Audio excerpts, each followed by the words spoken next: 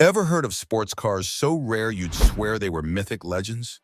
Today, we're revving up our time machines and cruising all the way back to the Roaring '20s to unearth 8 spectacular relics of automotive history.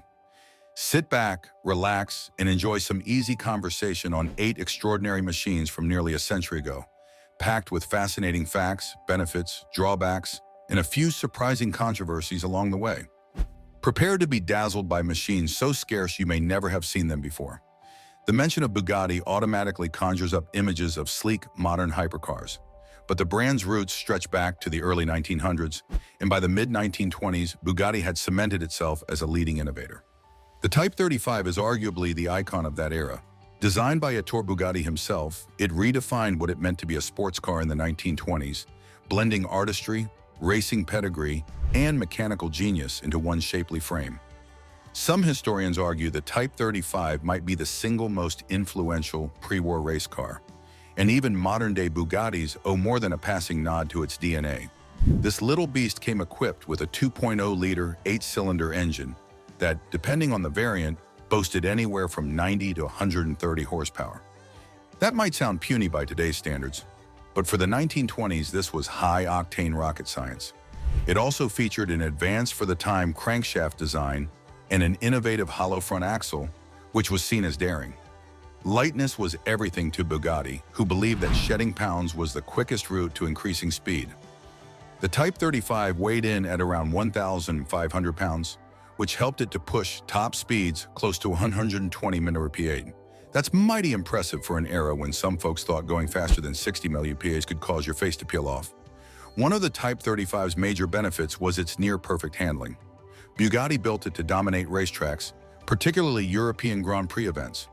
It quickly became a legend, racking up over 1,000 racing victories in various forms. Its success soared partially due to the advanced suspension system and the balanced chassis that made tight corners feel like gentle, sweeping turns, if you were brave enough. The major drawback, though, was the cost of ownership. Even in the 1920s, a Type 35 was prohibitively expensive for most. Maintenance wasn't cheap either, and finding replacement parts could be a treasure hunt. That rarity is precisely why they're so precious today.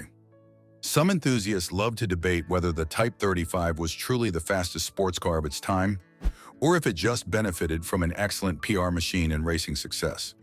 Certain corners of the automotive community question whether Bugatti's claims on horsepower were a bit inflated, fueling ongoing controversies. Jokes aside, seeing one in person is a surreal experience. If you do, snap pictures. This is a gem that only surfaces occasionally and sells at auctions for prices high enough to make your wallet faint. The Bentley Speed 6 is something of a British national treasure. It was the big, bold, and beautiful extension of Bentley's then-famous 6.1F liter model, bringing a racier twist to an already robust touring car. Introduced at a time when automakers around the world were trying to outdo each other in both speed and flair, the Speed 6 earned its stripes at the 24 Hours of Le Mans, where it scored consecutive wins in 1929 and 1930. One might even say it helped define that era's definition of gentleman driver. Under the hood lurked a massive 6.5-liter inline-six engine, generating around 180 horsepower in its standard tune. People often upgraded these, pushing the horsepower well above 200 when properly tweaked. Such brute force in 1929 was mind-blowing. This Bentley was big and somewhat heavy compared to other track contenders of its day, but its raw power enabled it to gallop past smaller competitors on long straightaways, especially in endurance races. The Speed 6 was also known for its unwavering reliability, a benefit not to be overlooked in the 1920s, when cars were still prone to mechanical tantrums at inconvenient times. Some folks didn't appreciate its larger-than-life presence. They'd point to the car's hefty weight and thirst for fuel as drawbacks. Gas guzzling was hardly a mainstream complaint back then, but if you were straining every penny, a Speed 6's appetite might make your wallet whimper. Another point of controversy is that the Bentley brand was out to prove that their cars weren't just for leisurely Sunday drives, but could outpace exotic roadsters built by continental rivals. Critics, especially those loyal to smaller, nimbler machines, argued that Bentley was turning the track into a test of raw horsepower rather than engineering finesse. The fact remains, though, that the Speed 6 delivered, claiming victories at prestigious events and forging a legendary place in automotive history. It's still a marvel to see one of these epic Bentleys in the meadow. Spotting a Speed 6 might make you wonder if a time traveler from the 1920s parked it there. Such sightings are a rare treat for any motor enthusiast.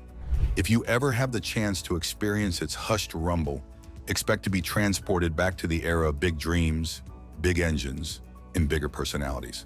Before we move on to the next one in the list, please take a second to like this video and subscribe to the channel. Thanks you. Coming across a Duesenberg on the streets today is about as likely as seeing a dinosaur roam your local park. Duesenberg spelled luxury in capital letters, but they also had a keen interest in performance, culminating in their race-inspired engineering. The Model A was first released in 1921, though delivery started around 1922, and staked its claim as the first production car in the United States to offer an 8-cylinder engine and hydraulic brakes. That made it shockingly advanced for its time. With a 4.3-liter straight-8, the Model A produced around 88 horsepower. That might not sound extraordinary compared to the multi-hundred horsepower beasts of modern times, but in the early 1920s, this was cutting edge. Hydraulic brakes were an even bigger deal, providing shorter stopping distances and more reliable control. Many competing brands continued using mechanical brakes that required the driver to guess how firmly to stomp the pedal. If you were used to mechanical brakes, hopping into a Model A felt like discovering a new planet where the rules of stopping had changed. The Model A's biggest benefit was the elegance and refinement that came with being a Duesenberg. The interior boasted plush materials and a design that screamed opulence for the day, featuring well-crafted woodwork and comfortable seating. It also paved the way for the future of American luxury cars. The drawback was primarily the price tag. Even by the standards of the Roaring Twenties, Duesenbergs were out of reach for average folks. Maintenance was also a pain, as specialized parts were limited in supply. Some people argued that Duesenberg was more brand hype than real performance. But if you look at the racing pedigree of the Duesenberg brothers, that theory doesn't hold up too well. These guys knew how to build fast cars. Controversy occasionally circled around just how advanced the Duesenberg hydraulics were compared to other early attempts. Some critics accused the company of exaggerating its capability. Nevertheless, the Model A served as a blueprint for future Duesenbergs, ultimately leading to the creation of the mightier Model J. Nowadays, the Model A is so rarely seen that it's become an enigma, a shining example of how American innovation was alive and well in the 20s.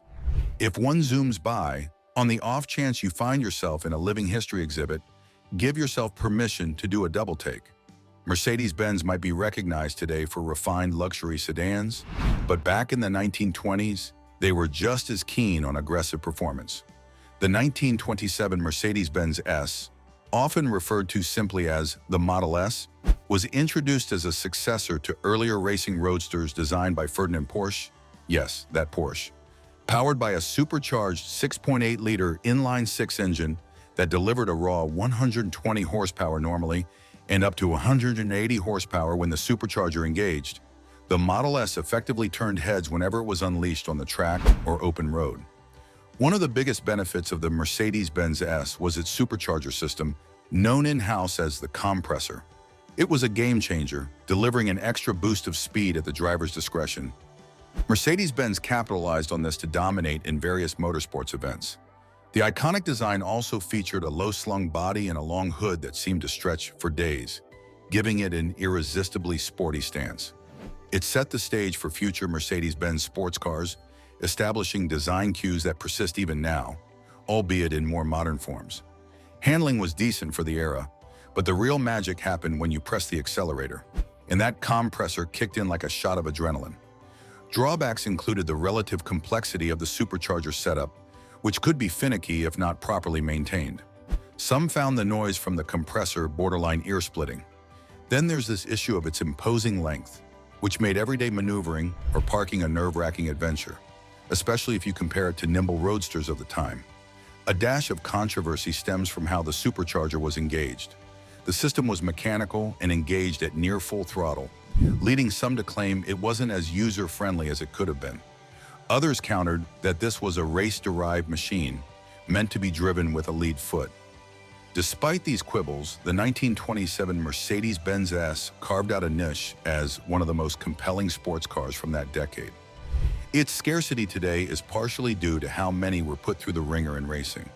Catch a glimpse of one, and you'll be looking at a direct ancestor of the brand's modern AMG performance lineage. Talk about a family tree with some serious horsepower in its veins.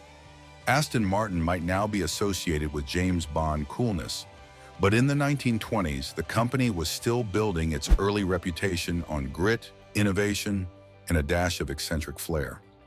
The 1922 Aston Martin Bunny was more of a prototype racing car than a traditional production model. It got the peculiar nickname because it hopped from track to track, experimenting with various mechanical setups. The brand's founders, Lionel Martin and Robert Bamford, poured their hearts into pushing the performance envelope, culminating in a true rarity that remains an intriguing footnote in Aston Martin's storied history. Underneath the hood was a 1.5-liter four-cylinder engine that delivered about 55 horsepower in standard tune, though the Bunny eventually tested higher output setups. While that power figure might not raise eyebrows now, it was enough to grant this lightweight racer a decent turn of speed, especially once the team experimented with superchargers. Early attempts at forced induction, however, were notoriously temperamental. The biggest benefit of the Bunny was its agility, thanks to a relatively featherweight construction. It was easy to toss around tight corners, making it a formidable competitor on certain circuits, provided it held together. The biggest drawback was reliability, or lack thereof. Being something of an experimental vehicle, the Bunny suffered mechanical issues ranging from engine overheating to gearbox gremlins. Aston Martin was not flush with cash, so spare parts were often scarce. Another factor that might raise eyebrows is how incomplete documentation is regarding this car. Some historians argue there may have been multiple Bunny prototypes, leading to confusion over which exact vehicle participated in which race. This has sparked controversy among collectors trying to authenticate any surviving Bunny components. The brand itself has occasionally leaned into the mystery, which simultaneously aggravates purists and delights those who love a good automotive legend. The Bunny stands out today as an artifact that helped Aston Martin refine its engineering, ultimately giving birth to more reliable and potent vehicles. Jokes aside, you could say it hopped so that future Aston Martins could sprint. If you ever come across photos of the Bunny, or on the off chance see a rumored chassis at a museum, you're peeking into the brand's scrappy, experimental roots before it gained worldwide fame for suave grand tourers. Stutz might not be the first name you think of in 1920s sports cars, but in its heyday, the brand carried quite a reputation. The Stutz slogan was "the car that made good in a day," a nod to their impressive 1911 racing feats.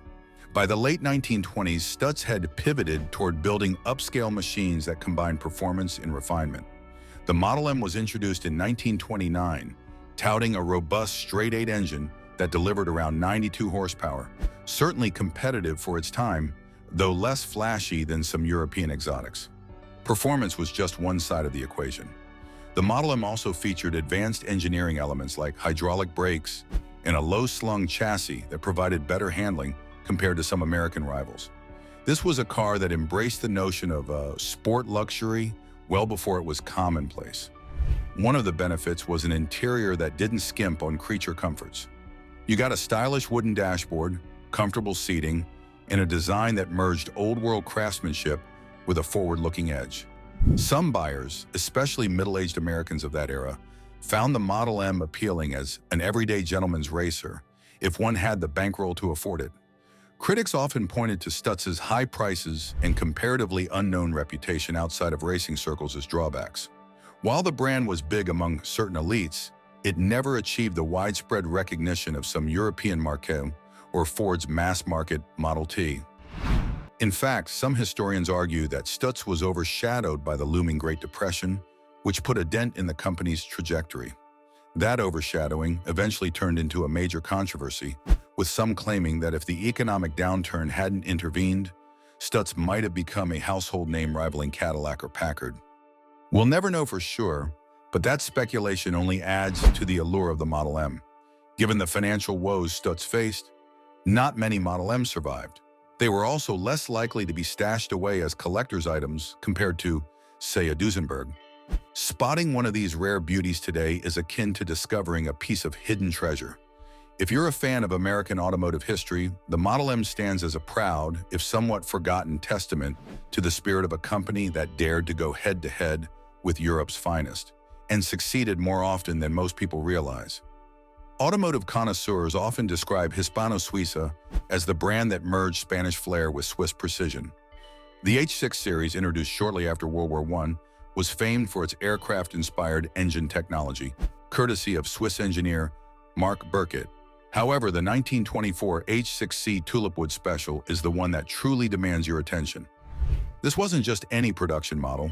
It was an ultra-rare variant featuring a handcrafted body made of tulipwood, though many sources say it was actually mahogany or other fine woods, so controversy swirled there too. From a mechanical standpoint, it packed a 6.6-liter inline-six engine capable of producing around 135 horsepower, which was a hefty sum in the mid-1920s. The car was known for its smooth, almost turbine-like power delivery, a testament to Hispano roots in aviation engineering. The biggest benefit of this tulipwood creation was, of course, its unique body. It was elegant, lightweight, and rumored to have been commissioned by a wealthy sportsman for a race in Sicily. Some say it was the Targa Florio, though records get murky. Regardless, the wooden coachwork gave it a sophisticated aura that turned heads wherever it went. Drawbacks included the durability of wood in harsh weather conditions. If you left this car in a downpour, you risked turning your prized possession into warped firewood on wheels. Another big concern was cost. Commissioning a one-of-a-kind body was astronomically expensive. Then there's the divisive nature of wooden bodywork itself. Some automotive purists claim a wooden body is too fragile for serious racing, while others admire the craftsmanship and insist it offered superior weight savings. Whichever side you land on, the tulipwood is undeniably among the most striking automobiles ever built. As for controversies, the actual composition of the wood is frequently debated. One rumor says it wasn't tulipwood at all, but thin mahogany veneer. Others argue the entire story was a marketing stunt. Finally, we come to the Alfa Romeo 6C 1500 Sport. Introduced in 1927, it truly hit its stride in 1928 as the brand kept fine-tuning its engineering. Alfa Romeo has always been synonymous with passion, design, and performance, and the 6C 1500 Sport was one of the earliest models to solidify that reputation. Equipped with a 1.5-liter inline-six engine that initially churned out around 44 horsepower, subsequent versions got supercharged to push that figure closer to 60 or 70. That might not sound like much now, but the car's lightweight frame allowed it to dance gracefully through tight bends and mountain roads, with agility that left heavier cars in the dust. One of the biggest benefits was how well the chassis responded to spirited driving. The 6C was known for its balanced weight distribution and innovative suspension setup, especially for the late 1920s. Behind the wheel, drivers relished the feeling that the car was practically reading their minds, turning corners with a nimbleness rarely experienced in that era. Even Enzo Ferrari himself had ties to Alfa Romeo, working with the brand before establishing his own company, which should tell you something about its racing pedigree.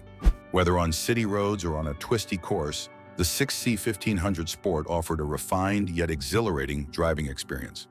The main drawback was that maintenance demanded a skilled hand. Parts for a niche Italian sports car in the 1920s were not easy to come by, especially outside of major European cities. Another complicating factor was Alfa's shift toward bigger and more powerful engines in the subsequent years, overshadowing earlier 1.5-liter efforts. That has led some to underrate the 6C 1500's significance in the brand's lineage. A bit of controversy arises from the fact that some 6C owners in the 1950s and 1960s would swap engines or bodies, making authentic restorations a real detective's challenge today. Purists can get into heated debates over which 6Cs are original and which are mix-and-match survivors.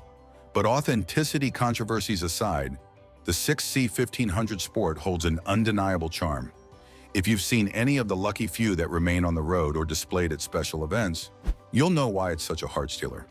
It's rolling poetry, reflecting a time when designers had free rein to blend form and function in imaginative ways.